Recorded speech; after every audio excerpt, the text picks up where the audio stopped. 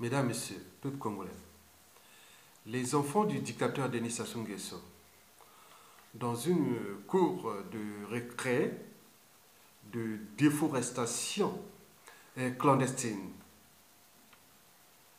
avec les Chinois, et notamment dans le département de la Kivette Ouest, aux environs de Mbomo.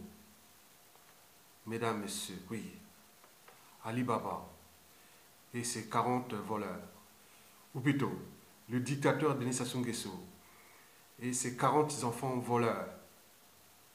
Eh bien oui, ces enfants sont au premier rang, au premier plan de tous les classements des 7 péchés capitaux, et notamment la paresse, l'avarice, l'argent, la colère, l'envie, la gourmandise, la luxure, l'orgueil mal placé. Mesdames, Messieurs, peuple congolais, vous savez, au temps de Ben Ali, en Tunisie, Ben Ali,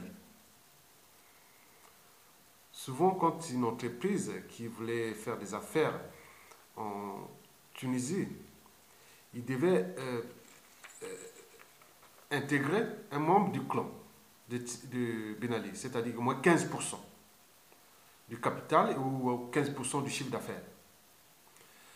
Certes, Ben Ali fut un dictateur, mais un dictateur un peu spécial, parce qu'il faut le dire, il a porté quand même beaucoup d'éducation à son peuple.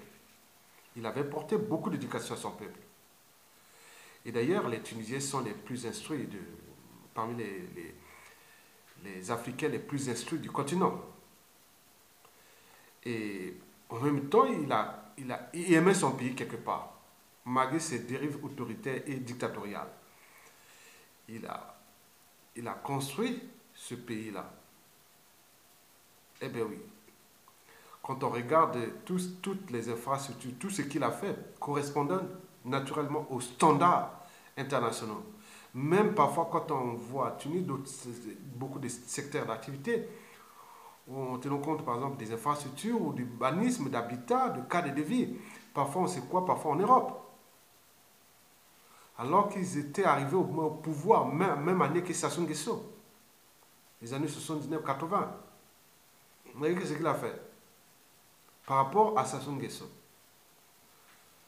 Mesdames, Messieurs, ce qui se passe au Congo-Brazzaville dépasse la conscience de l'individu. Sassou et ses enfants sont en train de tout vendre à la découpe, ce pays. Ils ont tout bradé, tout détruit à leur passage. Vous savez que toute entreprise qui exploite ou sous-traite les ressources naturelles, et notamment, par exemple, le pétrole, les minéraux ou les mines solides comme l'or, les diamants et compagnie, et tout appartient au moins à un membre du clan. Et si ce n'est pas un membre du clan, si c'est un étranger, bien entendu, c'est toujours sous invitation du clan. Donc tout est sous contrôle. On ne peut pas faire une activité légale ou illégale sans qu'il y ait un membre du clan derrière. Retenez bien, tout ce qui se passe au Congo de manière légale et ou illégale, il y a toujours un membre du clan qui fait les affaires derrière. Donc il s'agit non plus d'une confiscation du pays, mais d'une appropriation de ce pays-là. Mesdames, Messieurs, peuple congolais, ce qui se passe dans mon pays, au Congo-Brazzaville, et notamment ce qu'on vient de découvrir dernièrement dans le bassin du Congo, oui, le Congo-Brazzaville, l'un des pays stratégiques du bassin du Congo, l'Amazonie de l'Afrique. Eh bien oui, une forêt dense équatoriale, qu'on appelle la jungle, les forêts primaires, une biodiversité faunistique et floristique, soit disons les deuxièmes poumons d'oxygène de la planète, et aussi des régulateurs, surtout des cyclones qui arrivent aux États-Unis ou traversant les grandes Antilles. Parce que le régulateur, c'est d'abord cette forêt du bassin du Congo. Parce que ces cyclones naissent souvent dans le golfe de Guinée. Et qui retient, c'est souvent, et empêche souvent ces cyclones, c'est tout justement cette forêt du bassin du Congo par des mécanismes géologiques et biologie et climatique et autres. Donc on ne peut pas tout vous expliquer ici sur un plateau d'argent. Oui, le problème de la rotation de la Terre, des températures, climat, autres, saison. Donc tout ça impacte souvent emmène des cyclones vers les États-Unis. Et les régulateurs, tout justement, le bassin du Congo, cette forêt dense. Et qui fait partie après, ça doit être la deuxième, oui, deuxième du monde, mais il faut ajouter qu'il y a aussi un réseau hydrographique important qui doit être le deuxième ou le troisième du monde, parce que le premier c'est toujours l'Amazonie, hein, l'Amazone et tout le bassin d'Amazon, et peut-être le Mekong en Asie du Sud-Est et le bassin du Congo. Voilà les 3 réserves d'eau douce de la planète. Et protéger l'eau, c'est protéger la vie. Protéger l'eau, protéger la survie de l'humanité, quelque part. Oui, mesdames, messieurs, oui. Bon, on retrouve aussi il y a des potentiels de mines énormes. Nous jouons dans la forêt du bassin du Congo, moi. Donc quand on regarde souvent les mines solides, de l'or, du diamant, du fer et autres, tout est riche au Congo. Le Congo, c'est un pays béni par la nature. En partant déjà de la Likwala, potentiel déjà l'eau, plus la forêt, dense primaire. Tout est là-bas. Tout est possible là-bas. Mais il nous manque une volonté politique, des gens responsables pour avancer ce pays. Ou une nouvelle forme d'organisation politique pour avancer ce pays. La Songa, pareil. La Songa, c'est tout les départements de la Songa, dans le nord.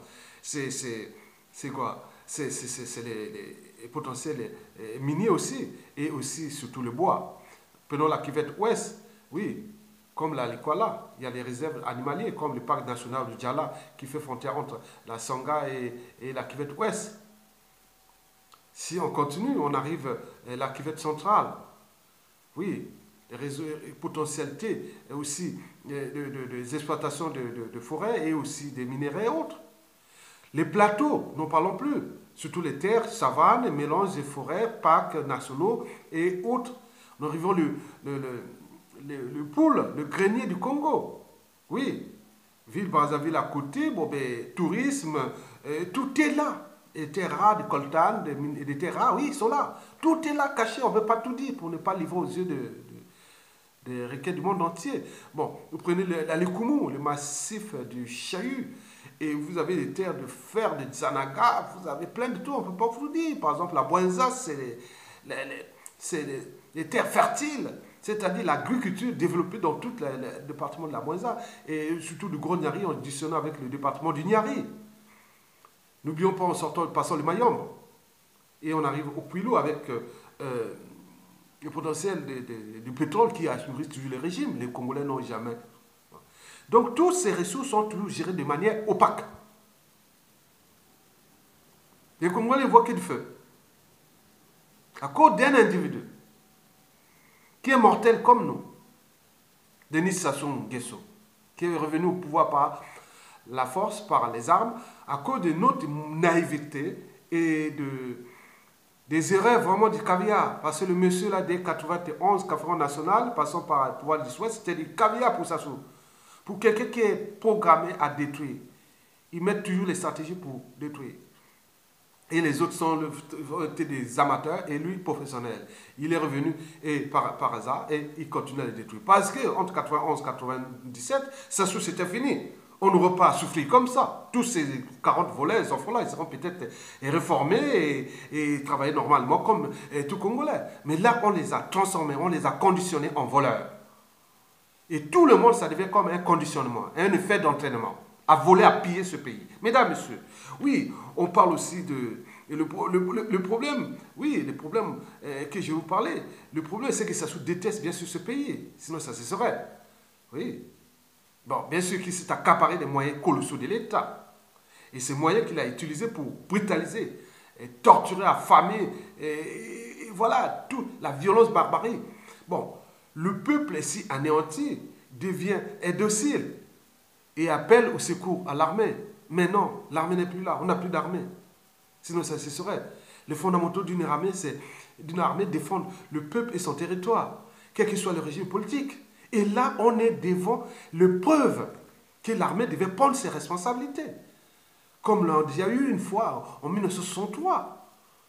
On prend le pouvoir et on donne aux civils de continuer à faire cette fois-ci. Voilà. Donc, mais là, comment le peuple va se battre avec un tyran qui a tous ses moyens pour les détruire?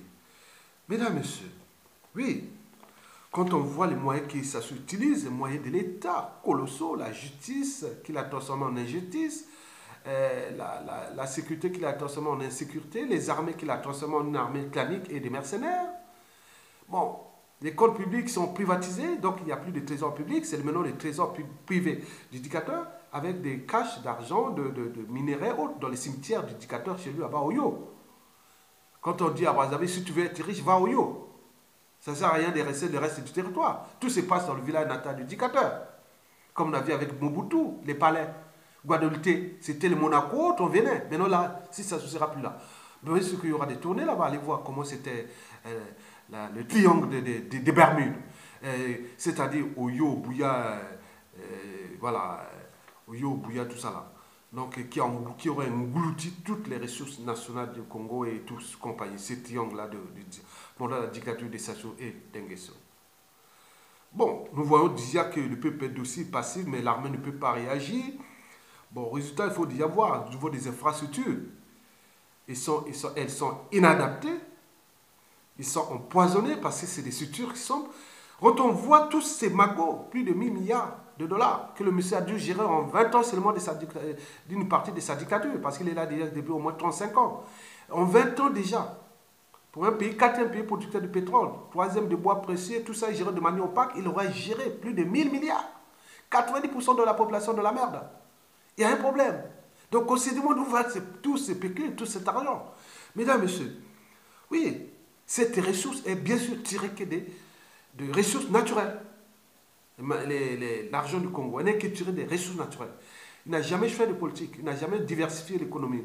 Il ne sait pas faire de politique. C'est quelqu'un qui est resté sur la rente, toujours. Pétrolier, bois, minerais et autres. C'est tout. Donnez-moi exploiter ces compagnies. Bon, ben, moi, mes enfants sont là, ils gèrent ça et donnez-moi du PQ pour donner un peu de PQ aux fonctionnaires et faire des petits trucs du pays, mais pas grand-chose. Et à côté, le reste, c'est pour eux. Les autres se retirent, ils viennent cacher dans les paradis fiscaux, dans les valeurs mobilières, placements, comptes bancaires, biens immobiliers, compagnie. Donc, ils ont tout partout dans le monde. Et la chute des Sassou, ça sera vraiment du boulot pour mettre tous les services pour aller dénicher un à un tous là où ils ont caché ces magots. Mesdames, Messieurs, donc, conditions humaines exécrables. On ne peut pas tout citer, c'est l'hécatombe. C'est comme vous avez, expliquez-moi, je vous explique, vous avez une famille, un monsieur qui gagne 10 000 euros par mois, il y a 2 enfants, et ces 2 enfants ne mangent pas assez, à leur faim, ils ne vont pas à l'école, ils n'ont pas d'école, et tout ça, ils sont de la merde. Hein? 10 000 euros par mois. Vous voyez l'argent. Donc on se demande, le Congo c'est pareil. Bon, donc, nous avions aussi, pour avoir un parent qui gagne 2 000 euros par mois, il a 2 enfants, tous les noms, nickel. Mais pour comment? Donc on se demande, c'est dans la tête. Qui est ce monsieur? Mesdames, Messieurs, bon, nous avons une dette qui dépasse les 120% du produit intérieur brut, le pays en faillite, et oui, oui, il faut le dire. Pire encore, c'est que nous allons parler du problème de Mbomo. Vous savez Mbomo, donc on venait de découvrir ça, que pour ceux qui vivent en France, imaginez l'équivalent de bois de Vincennes tout coupé. Il n'y a plus de bois de Vincennes. Pour ceux qui connaissent par exemple Fontainebleau, en région parisienne, bon, un tiers de cette forêt découpée abusivement. Donc je vous informe que ça se passe à Mbomo. Mbomo, c'est dans la Kivette, c'est on dit district, mais un village, moi je pense un village.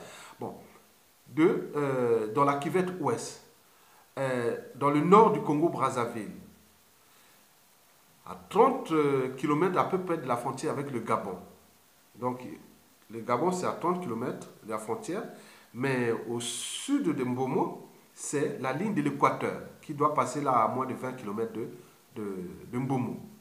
L'équateur passe là, au Congo, il passe vers Etumbi, Makwa, mais lui, il est à 20 km au-dessus de cette ligne, hein, en allant vers le nord. Voilà. Donc, Mbomo, c'est-à-dire au nord, vous avez le parc national de Djala, doit être l'un des plus gros parcs animaliers d'Afrique. Il est là. Et à l'ouest, je vous dis que c'est le Gabon. Au sud, c'est Etumbi. Et vers l'est, on va vers domaine de chasse de Mboko. Et la Mombili, la Likwale Moussaka et compagnie. Bon, bref. Mbomo, c'est en hauteur, un peu en hauteur comme ça. C'est un bassin versant.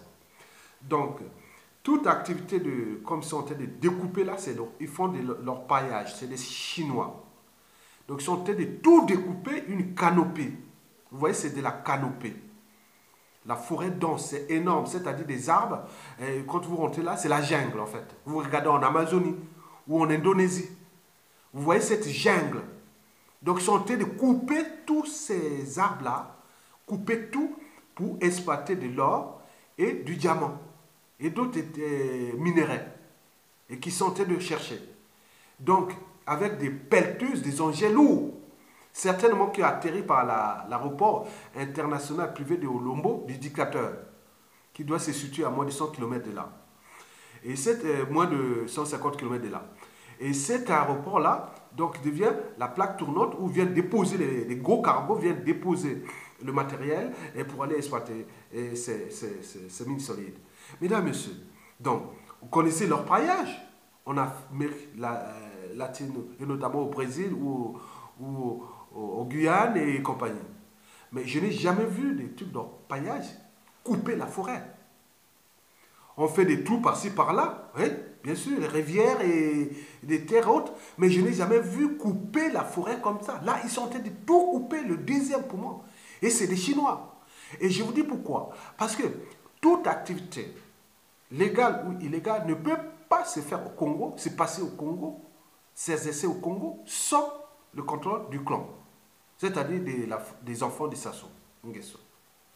Et donc, ce qui se passe là-bas, mais c'est brutal.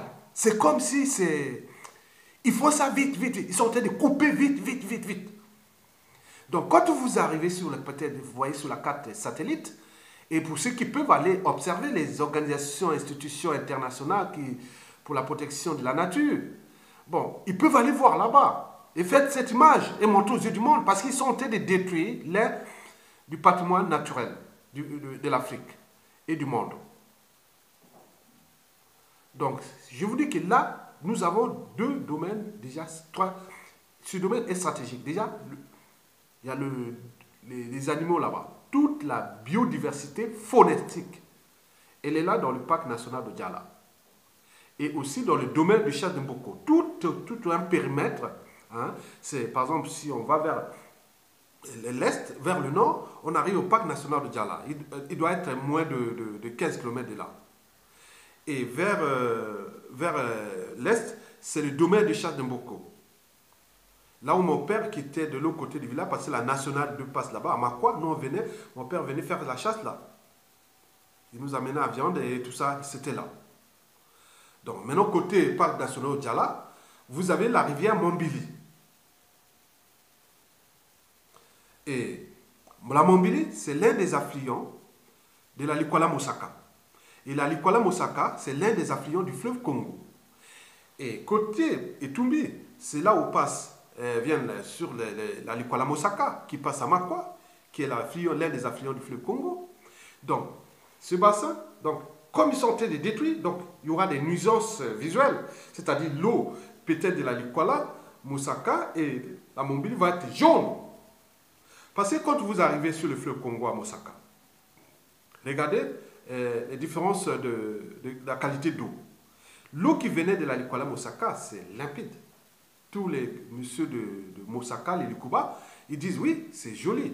Mais l'eau qui venait au nord de Mosaka, qui jette, parce que La Likola Moussaka se jette à Moussaka là-même, à moins de 10 km, 5 km, c'est la Songa. Et la Songa, c'est grand affluent du fleuve Congo, mais qui prend ses sources au Cameroun. Et donc, il y a beaucoup d'activités au Cameroun là-bas, et donc ça pollue cette eau qui rentre par la frontière avec la Songa et la Likola, passant par Wissou. Et il y a aussi le croisement avec la Ngoko. Et la Ngoko vient aussi du sud-est du Cameroun. Et donc tout ça, c'est pollué. Et donc l'eau qui arrive là à Moussaka, du côté oui, à Moussaka, oui. Donc, au fleuve Congo là. Vous voyez comment les habitants de Moussaka allaient souvent prendre que l'eau de là, Likola Moussaka. Parce qu'ils disent c'est joli. Vous êtes écologique là-bas à Makwa et dans le côté de Tumbi Mbomokwa. Mais regardez là qu'ils sont en train de mettre des détruits avec les problèmes de ruissellement. Et donc là, c'est comme c'est en hauteur. C'est en hauteur. Donc c'est un bassin versant. Donc ça déverse soit vers la Mambili, qui va conduire vers la rivière sera jaune et dans le temps, et soit vers la Likola Moussaka. Et donc, il y a des impacts écologiques. Disons, au niveau, il y a des nuisances visuelles, mais aussi parce que l'exploitation, là, il y a des produits qu'on utilise. Bon, on parle de métaux lourds. Donc, tout est pollué. Donc, les impacts environnementaux sont énormes. Déjà, au niveau déjà, c'est la pollution des nappes phréatiques et surtout de tous ces couloirs-là de l'eau qui part de la Likola Moussaka ou de la Mambili, qui bientôt on aura des impacts. Et n'oublions pas que cette biodiversité faunistique qui est complètement détruite, parce qu'on a coupé, ça devient, c'est 1000 fois les terrains de football, tout ouvert dans la jungle. Dans la jungle. Parce que ce bassin-là, c'est la forêt, des arbres qui vont jusqu'à la canopée, qui font 100 mètres de hauteur, juste au haut. Et là, tout détruit. Donc, et qui tire les ficelles? C'est justement le clan. Comme là, ils n'ont plus assez de pécule. Pour eux, tout est bloqué par-ci, par-là. Donc, ils ont peur. Donc, ils travaillent. Donc, ils ont invité des mafieux du monde entier. Ils viennent exploiter. Ils donnent des concessions et autres. Ça devient leur propriété privée. Et nous avons, par exemple, pu voir. Moi, je vous ai dit que ce qui se passe dans la Likola et la Songa, pour le bois, géré de manière opaque depuis des années, alors que ce bois était la première ressource du Congo et qui a permis à Marine Ngouabi et les autres de nous apporter l'éducation. Mais là, ça songe avec ce pétrole et tout ça, malgré tout ça, c'est comme un acharnement. Et donc, la Likola Moussaka, la Likola et la Songa, les deux départements stratégiques dans le nord du pays, et qui avec les forêts en frontière avec le Cameroun. Et donc, on coupe le bois là-bas de manière illégale et on passe par le Cameroun et ça arrive au port de Douala là-bas. Et le Cameroun fait ses affaires. Il ne veut pas voir qu'on est en train de détruire notre écosystème, il ne veut pas dire non, stop, passe pas. Parce que déjà sur le Pointe Noire, c'est déjà compliqué. Parce que ça ne marche plus, les chemins de fer, tout ça, la route, bon, bref, c'est compliqué pour eux de faire toutes ces distances-là. Donc ils sont obligés de passer par le Cameroun. Bon, prenons le cas des Zanaga, les mines des Zanaga, qui se sont en train de chercher à faire là. Il y aura des impacts sur 3 départements. Le département stratégique de la Lekumu et aussi du Niaga. Des terres fertiles. Et ça va impacter aussi au niveau du Kwilu, Pointe Noire. Donc, vous voyez déjà, ça, c'est une folie. Toute politique économique ou autre, il faut d'abord, il faut une communication. Il faut l'accord de la population. Mais là, que dalle, rien du tout. Pire encore, on va regarder ce qui s'est passé en Mbomou, tout justement, en 2014, le 11 avril notamment. Les populations se sont révoltées, ils sont allés attaquer le personnel du parc national de Djala. Et pourquoi? Parce que ce parc national de Djala est géré parce qu'il y a des touristes, les gens viennent faire observer la nature, les éléphants, les léopards, les panthères et tout, il y a plein de tout là-bas. Donc, les serpents, les gorilles d'eau argentée, tout ça, c'est là-bas. Et les populations ne sont pas des tickets, ils sont des quotas. Et qu'est-ce qu'ils ont fait? Ils sont révoltés, ils sont allés attaquer le personnel du parc national de Djala. Et il y a eu des blessés, des dégâts matériels hors service. Et parce que ce parc-là, c'est privatisé, ce n'est pas le ministre du Tourisme, c'est tous des sous-traitants qui travaillent pour le compte de Denis Sassou Nguesso, de son clan et autres. Tout compte. Donc c'est une privatisation de l'État. On ne peut pas accepter ça. Soit disant le député a donné l'accord. Mais quel député? Il a été nommé par le dictateur. Il est illégal comme son régime. Donc il n'a pas reçu mandat de donner accord que voilà, comme si c'est lui qui fait de nommer quelqu'un qui est un mafieux, et dire non, mais vous êtes l'originaire. Non, moi je peux aussi contester, moi aussi, parce que moi on n'a pas là, nous sommes comme un corps, on nous a attachés, nous sommes à l'étranger, on ne peut pas réagir, puisque toute la mafia est là, contrôle ce pays. Et moi d'ailleurs, moi je vous dis que tous ces secteurs-là, c'est chez moi, quelque part. Mbomo, porté de Mbomo là, jusqu'à Makwa, tous ces secteurs-là. Vous traversez la Likwala Mosaka, entre la Likwala Mosaka et la Mambili. Tout ça, c'est chez moi. Je connais tous ces secteurs-là. J'étais là-bas, jusque près du parc national d'Allo, sur la rivière Mambili. Quand vous arrivez à un moment donné, à 15 km de Mbomo, et de l'autre, à 20 km du parc national d'Allo. La Mambili, c'est scindé en deux. Une partie va vers Mbomo, et l'autre va vers le parc national d'Ala, et ça contourne, ce qui fait même, la Mambili fait parfois une partie de la frontière avec le Gabon. Donc il monte là-bas. Et donc ça descend de haut comme ça. Donc ça va vers la cuvette, ça descend vers Makwa, tout ça, vers Mosaka et le fleuve Congo, donc le bassin. Donc c'est versant comme ça. Donc, et ils exploitent ici. Et tous les ressoulements et tout ça, avec tout ça, ça va envoyer tout ça dans la pollution là-bas. Et deuxièmement, et surtout la biodiversité faunistique est tout coupé. Vous voyez un acharnement. C'est un acharnement. Quand vous voyez ces images, allez sur Facebook ou je sais pas, bon, vous pouvez voir ça, c'est vrai. Je vous demande seulement les organisations internationales qui protègent la nature d'aller observer ça parce que ce qu'ils ont en train de faire là, parce que cette zone-là est stratégique pour l'avenir de ce pays, un Congo, mais aussi du bassin et du monde. Parce que détruire ça comme ils sont en train de faire, combien d'autres concessions ont déjà donné? Ils ont parlé de projet Atama, vers Yengo. Après Poma là-bas. Là, on partait aussi là-bas. Ils ont détruit les trucs de Palmeret, avec le projet Atama. Je ne sais pas ce que ce serait devenu. Ils sont en train de tout devant là, la déco. Donc on dit, ah tiens, vous voulez... Ah, venez, c'est chez moi. Donc tous ces projets sont illégaux. Et demain, si Sassou Nguesso tombe, la première des choses, les gens ne doivent pas bouger. Mais si vous ne sortez pas, vous restez là, toutes les activités arrêtées aux arrêts. Parce qu'ils ont été illégaux, n'ont pas apporté là. Et il y aura étude d'impact. Et les dégâts, ils vont payer cher.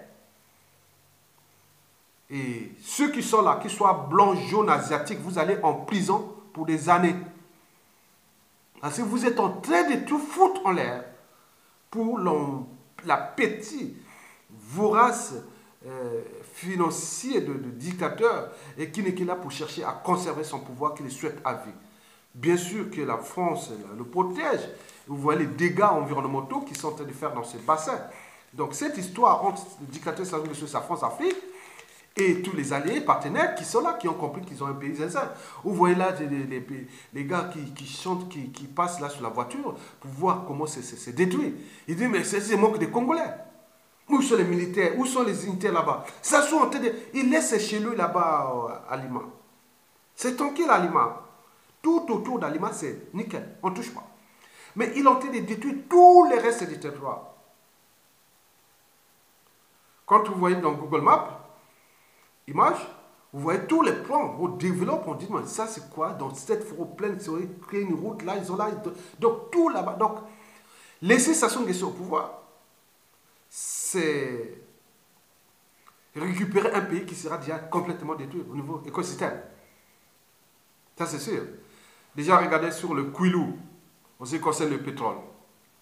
Impact environnemental déjà sur tout ce qui est terre et autres au niveau des régions de Pointe-Noire et ses environs, les villages et autres, c'est l'eau, les nappes phréatiques, toutes et les particules, les débris du pétrole et tout ça. Donc c'est que désolation. Et tout même les indiens fils de la région accompagnent les dictateurs. Ils ont toujours accompagné les dictateurs depuis Tikaya, en passant par Lucien Goma, Tsuklati, tout ce monde-là. Ils sont tous de la région. Mais c'est comme qu'ils sont des villes. Ils ne peuvent pas réagir, rien du tout. Et là, ça a complètement pollué, mais au niveau de cette plateforme continentale, c'est-à-dire les pollutions sous-marines, bon, les trucs là vont rester des abris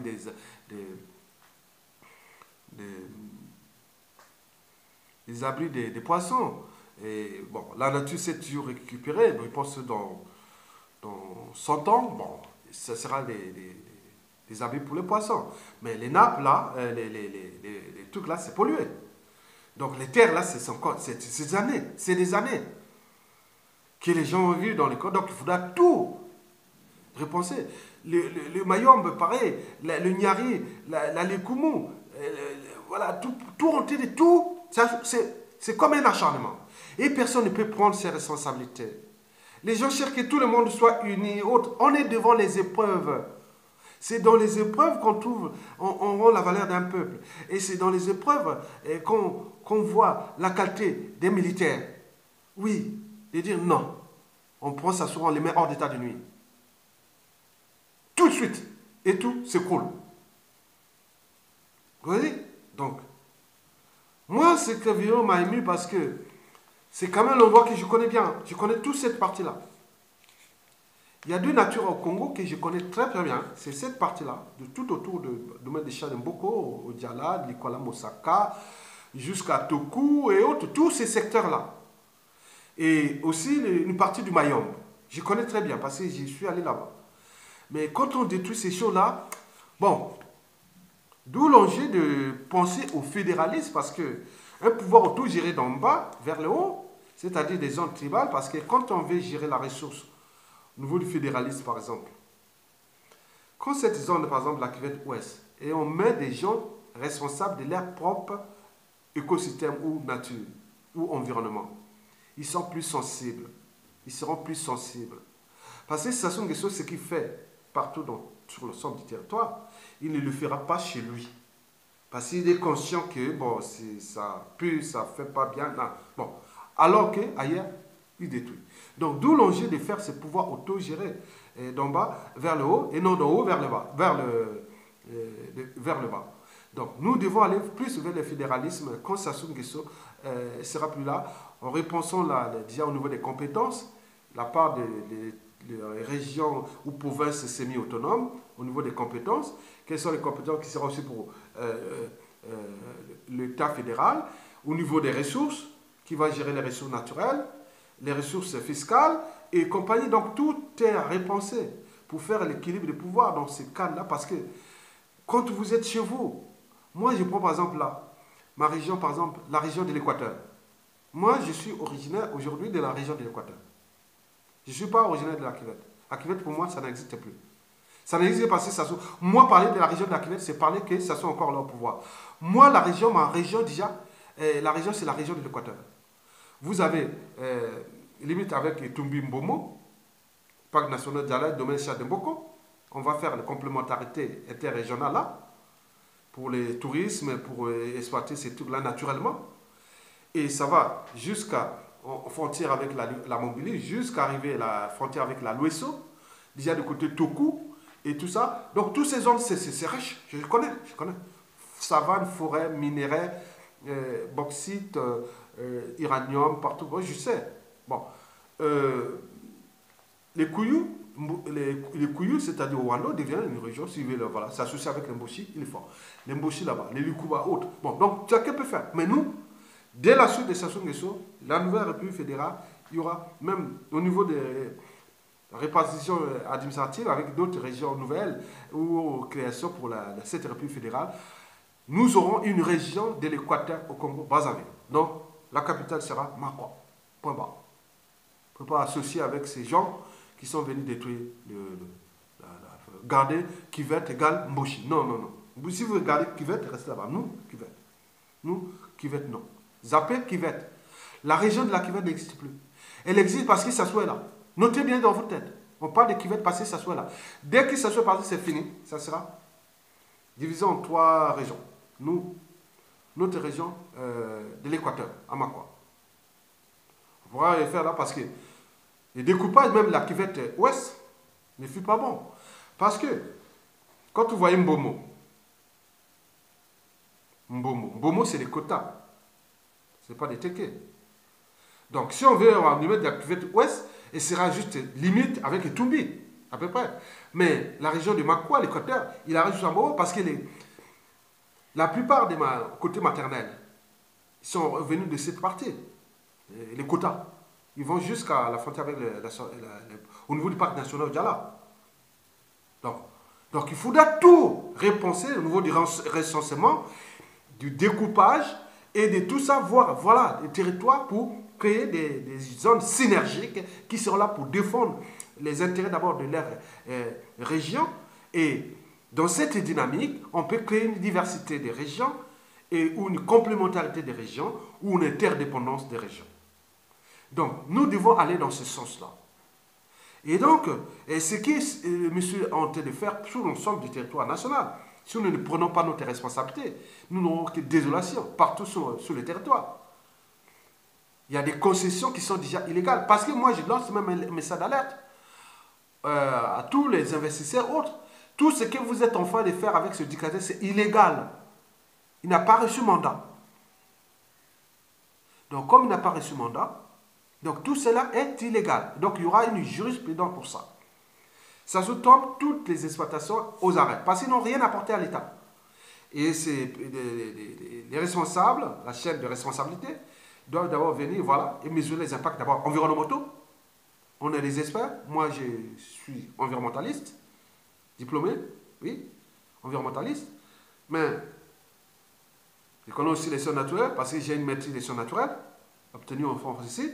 Ce n'est pas parce que j'ai une maîtrise des sciences naturelles, sciences de la vie et de la terre, Bac plus 4. C'est parce que je connais bien la forêt, là. Je connais bien la jungle. Je connais bien la dynamique de ces insectes, de cette faune et autres. Je connais l'intérêt pour l'économie, pour l'environnement, pour tout. Je connais bien tout ça. Donc, si nous, demain, ça sous-tombe, toutes ces concessions vont être remises en cause. Et l'État doit prendre d'abord son pécule. Et certains vont d'abord être condamnés s'ils ont eu des concessions illégales ou ont mal géré cet écosystème. Et voilà. Donc, ce sera entre le ministère de la Justice, la diplomatie, parce que certains se seront à fuir à l'extérieur. Et nous allons vers les diplomaties pour aller les chercher et les raisonner. Et d'autres pourront utiliser les médias et les réseaux sociaux avec les comptes publics du Congo et mettre pour qu'on mette des campagnes de recherche de ces gens qui seraient cachés par exemple en Asie ou partout, je ne sais pas où. Donc il faudra tout, c'est tout un système qui sera mis en place. Donc ils sont venus détruire.